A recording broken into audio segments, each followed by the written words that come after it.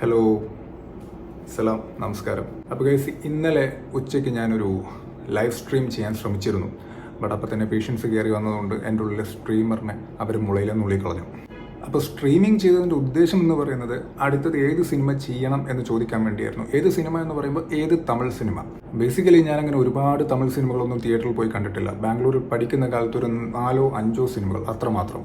അപ്പോൾ അതിൽ ഒരു സിനിമയെ പറ്റി ഓൾറെഡി സംസാരിച്ചു. അത് സൂര്യയുടെ അഞ്ചാനായിരുന്നു.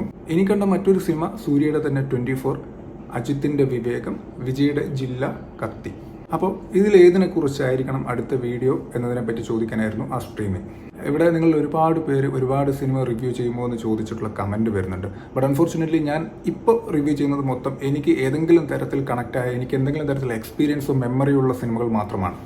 കാര്യം അങ്ങനെ സംസാരിക്കുമ്പോഴാണ് അതിലൊരു ഒഴുക്ക് വരിക, അല്ലെങ്കിൽ അത് ഭയങ്കര ആർട്ടിഫിഷ്യലായി ഫീൽ ചെയ്യും. എനിവേസ്, ഞാൻ ഈ ഷോർട്സ് പരിപാടിയൊക്കെ വിട്ട് ലോങ് ഫോർമാറ്റ് വീഡിയോസിലേക്ക് മാറുന്നുണ്ട്. അങ്ങനെ ചെയ്യുമ്പോൾ ഞാൻ നിങ്ങൾ പറയുന്നൊരു സിനിമ ഇരുന്ന് കണ്ട് അതിനെപ്പറ്റിയുള്ള എൻ്റെ അഭിപ്രായം പറയുന്നതായിരിക്കും. സോ ഇപ്പോൾ ഞാൻ നേരത്തെ പറഞ്ഞ തമിഴ് സിനിമകളിൽ അടുത്തത് ഏത് ചെയ്യണം എന്ന് നിങ്ങൾ കമൻറ്റ് ചെയ്യുക. അത് ഇങ്ങനെയാണ് ഉണ്ടാവുക: ഒന്നുകിൽ സൂര്യയുടെ 24, അല്ലെങ്കിൽ അജിത്തിൻ്റെ വേതാളം, ഇനി അല്ലെങ്കിൽ വിജയുടെ ജില്ല, കത്തി. ഇതിൽ ജില്ലയും കത്തിയും ഞാൻ ഒരൊറ്റ വീഡിയോയിലായിരിക്കും ചെയ്യുക. സോ ഈ 3 സിനിമയിൽ ഏത് സിനിമയാണെന്ന് നിങ്ങൾ കമൻറ്റ് ചെയ്യുക.